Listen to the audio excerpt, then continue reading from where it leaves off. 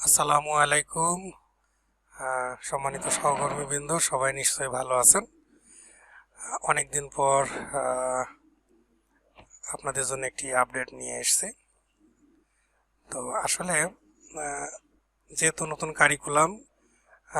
কারিকুলামের কারণে কাজগুলো থমকে গেছে, যেহেতু পূর্বের নিয়মে রেজাল্টগুলো আর করার সুযোগ নেই, তাই আর কাজে হাতও দেওয়া হয়নি।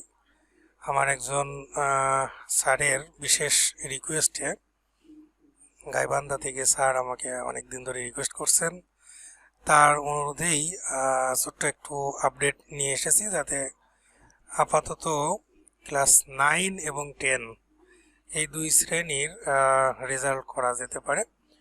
তো আসলে কিভাবে এটি করবেন আমি সেটি একটু দেখাতে যাচ্ছি। আপনি একটি মেইলে গুগল ড্রাইভের একটি লিঙ্ক পাবেন। সেই লিঙ্কটিতে ক্লিক করলে আপনি এরকমের একটি ফাইল পাবেন। ফাইলটিতে জাস্ট এখানে ডাউনলোডে ক্লিক করে ফাইলটি ডাউনলোড করবেন। ডাউনলোড করার পরে এরকম একটি জিপ ফাইল পাবেন। আপনি জিপ ফাইলটিকে একটু আনজিপ করবেন। আনজিপ করে ওপেন করলে আপনি এই সফটওয়্যারটির এই ড্যাশবোর্ডে চলে আসবেন। এখান থেকে আপনি কি করবেন, আপনার জন্য প্রথম কাজটি হচ্ছে ইনস্টিটিউট ইনফোতে যাওয়া। এখানে যে তথ্যগুলো আপনাকে দিতে হবে তার কয়েকটি তথ্য অবশ্য আপনি হাইড করা থাকবে, আপনি চেঞ্জ করতে পারবেন না। যেমন প্রতিষ্ঠানের নাম, প্রতিষ্ঠানের ঠিকানা এবং প্রতিষ্ঠানের সাল। এটি আমাকে পূর্ব থেকে সরবরাহ করতে হবে, আমি সেটি এখানে এন্ট্রি করে দিতে পারবো, এন্ট্রি করে দিব। আপনি এটিকে আপডেট করতে পারবেন না। বাকি আপনাকে যে কাজটি করতে হবে, পরীক্ষার নাম আপনি কি পরীক্ষার জন্য এটি করতে চাচ্ছেন এখান থেকে সিলেক্ট করে দিবেন। নির্বাচনী পরীক্ষার জন্য হলে নির্বাচনী, বার্ষিক পরীক্ষার জন্য হলে বার্ষিক পরীক্ষা, আর যদি প্রথম সাময়িক বা অর্ধবার্ষিক হয় সেটিও আপনি এখান থেকে করতে পারবেন। আর পরীক্ষার সালটি আপনি এখান থেকে সিলেকশন করে দিবেন।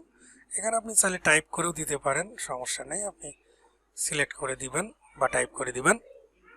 এরপরের যে কাজটি আপনাকে করতে হবে সেটি হচ্ছে প্রতিষ্ঠানের লোগো, প্রতিষ্ঠান প্রধানের স্বাক্ষর এবং দশম শ্রেণীর জন্য হলে দশম শ্রেণীর শ্রেণী শিক্ষকের স্বাক্ষর। এই তিনটি জিনিসের লোকেশন আপনাকে এখানে দেখিয়ে দিতে হবে। এই লোকেশনটি আপনি কিভাবে দেখাবেন, এটি আপনি আপনার ওই সিগনেচার এবং লোগোটি আপনার কম্পিউটারের কোন ড্রাইভে আছে সেই লোকেশনটি এখানে মূলত দেখিয়ে দিবেন। এটি করতে গিয়ে আপনাকে এটি সহজ উপায় বলে দিই। আপনি খুব ভালো হয় আপনার কম্পিউটারের ডেস্কটপে আপনি একটি ফোল্ডার নেবেন। ফোল্ডারটি আমার মতো একটি নাম দিবেন, নাম দিয়ে ডেস্কটপে যে ফোল্ডারটি আছে সেই ফোল্ডারটি ওপেন করবেন। ওপেন করলে আপনার এখানে লোগোটি হয়তো রাখা থাকলো, সিগনেচারটি রাখা থাকলো। সবচেয়ে ভালো হয় আপনি সিগনেচার এবং লোগোটিকে পিএনজি ফাইল অথবা জেপিজি ফাইলে রাখতে পারেন। পিএনজি ফাইলে রাখলে পরে সবচেয়ে ভালো, অথবা জেপিজি। এই অপশনে আপনি কি করবেন, এখানে এসে আপনার এই বারে ক্লিক করার সাথে সাথে দেখুন এখানে একটি লোকেশন দেখাচ্ছে। আপনি এই লোকেশনটিকে জাস্ট এইভাবে সিলেক্ট করে রাইট ক্লিক করে কপি করবেন। কপি করে আপনার সফটওয়্যারে এসে এখানে আপনি জাস্ট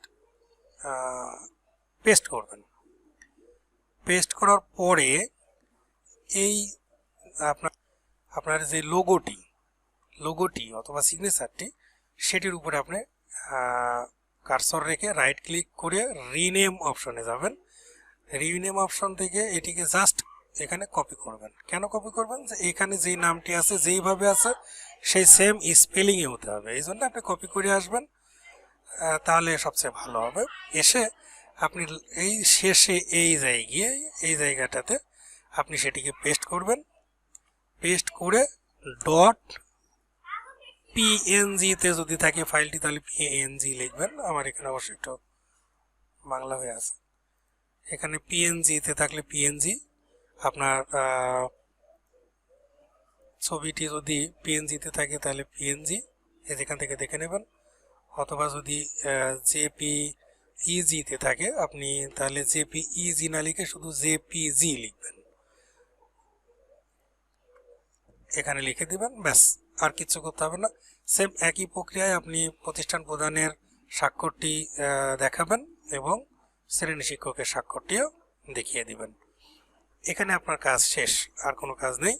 এখন আপনি এখান থেকে ড্যাশবোর্ডে যান। ড্যাশবোর্ডে গিয়ে আপনি চাইলে স্টুডেন্টের ইনফরমেশন এখান থেকে দেখিয়ে আসতে পারেন। শ্রেণী সিলেকশন করবেন, রোল নাম্বার, নাম, গ্রুপ তথ্যগুলো দেবেন এবং ছবি দিতে গেলে আপনি এখানে জাস্ট ডাবল ক্লিক করবেন, অ্যাড বাটনে ক্লিক করবেন। কোথায় আপনার ছবিটি রয়েছে আপনি সেই ছবিটিকে জাস্ট সিলেক্ট করে ওপেন করবেন, ওকে করবেন, এখানে ছবিটি চলে আসবে। এভাবে আপনি শিক্ষার্থীর ছবি সহ অ্যাড করতে পারেন।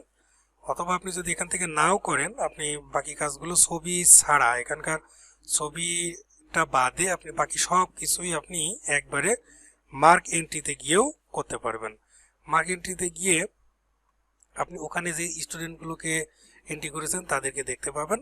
অথবা আপনি চাইলে এখান থেকে তার শ্রেণী সিলেকশন করে তার রোল নাম্বার দিয়ে আপনি এখান থেকে তার নাম লিখতে পারেন, বাংলা ইংরেজি যে কোনোটাতে আপনি লিখতে পারেন।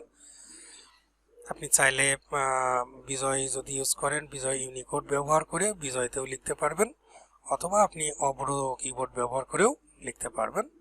তার গ্রুপ সিলেকশন করবেন, তার সেকশন বা এবার নম্বরগুলো এখানে এন্ট্রি করবেন, কোন বিষয় কোন নম্বর পেয়েছে। এটি এন্ট্রি করা শেষ হয়ে গেলে আপনি যদি মনে করেন আপনি অ্যাডমিট কার্ড বের করবেন, তাহলে আপনি অ্যাডমিট কার্ডের অপশনে গিয়ে এখানে ক্লিক করলে ডাইরেক্ট প্রিন্ট অপশন পাবেন, অথবা আপনি পিডিএফ আকারেও সেভ করার জন্য এই অপশনে যেতে পারেন। তাহলে আপনি ডাইরেক্ট প্রিন্ট যদি করতে চান তাহলে এখানে ক্লিক দেন। এখানে ক্লিক দিলে একটু সময় নিতে পারে। আচ্ছা, যদি এমন হয় যে হ্যাঙ্গিং অবস্থায় মনে হয়, কোনো ভয়ের কারণ নেই। আপনি জাস্ট অন্য টাচবার থেকে অন্য যে কোনো একটি অপশনে ক্লিক দিয়ে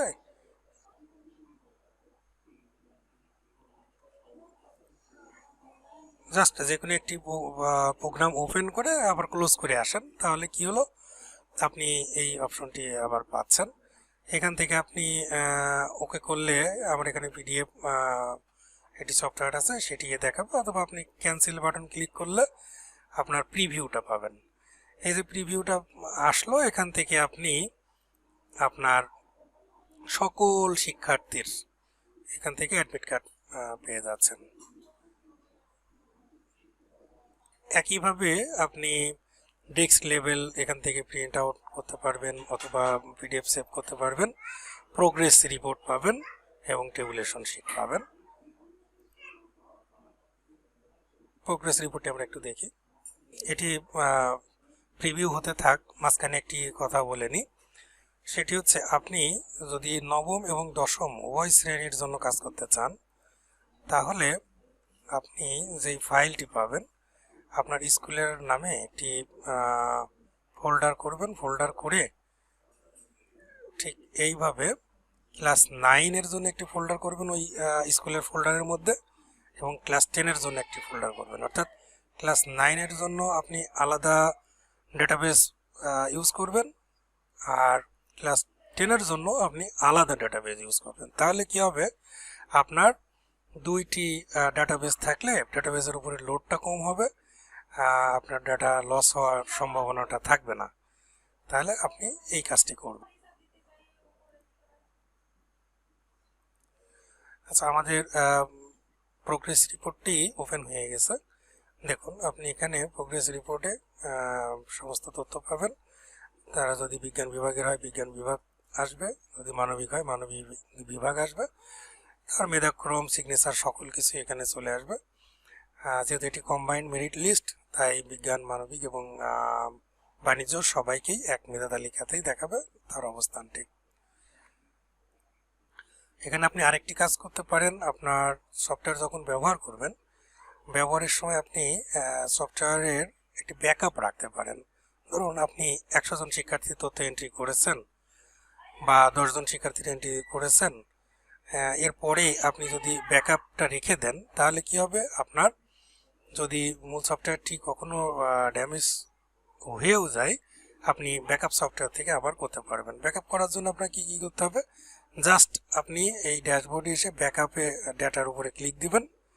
ক্লিক দেওয়ার পরে আপনার যেই ফোল্ডারে এই সফটওয়্যারটি রাখা থাকবে, সেম ফোল্ডারে আপনি দেখবেন একটি ব্যাকআপ ফাইল তৈরি হয়ে গেছে। এই দেখুন, এখানে ব্যাকআপ ফাইল তৈরি হয়ে গেছে। এভাবে আপনি একটি করে ব্যাকআপ ফাইল তৈরি করতে পারবেন।